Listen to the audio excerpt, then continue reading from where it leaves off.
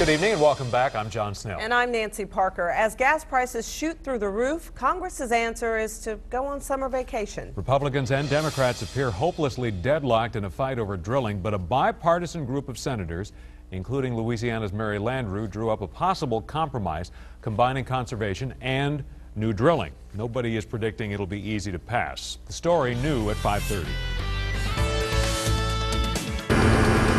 Get roughly 45 to 50 miles per gallon. Rebecca Webb, who works at Toyota of New Orleans, bought a hybrid Prius in 2006 as a green decision, a car friendly to the environment. Now it's paying off in green. Love it. Wouldn't trade it for anything. America's roadways would be mostly devoid of gas guzzlers. We have joined together if the so-called Gang of 10 has anything to say about it. 5 Senate Democrats and 5 Republicans who aim to break Congress's deadlock on energy. This is our last chance. Here's the plan.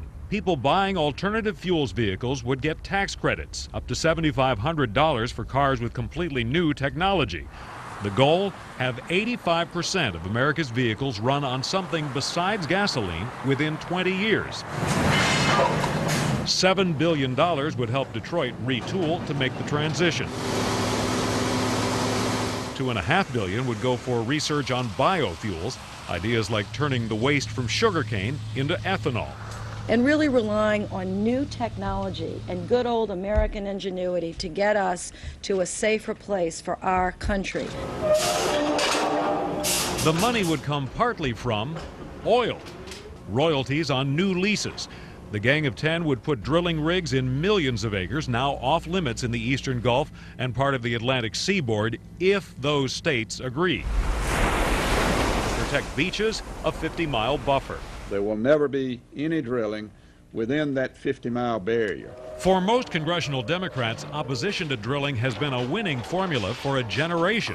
They have been blindsided by the shift in public opinion, which now favors drilling. The Capitol Hill newspaper, The Hill, puts it this way.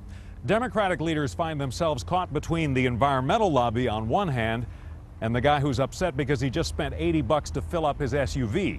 To try to lure skeptics, the plan keeps in place the ban on drilling in the Arctic National Wildlife Refuge. I have been a vote for ANWR, and I would vote for it again, but we cannot get the votes in the United States Senate. Consumers, meaning voters, just want the government to do something about the price. And if we can keep that technology going and we can be less dependent, absolutely.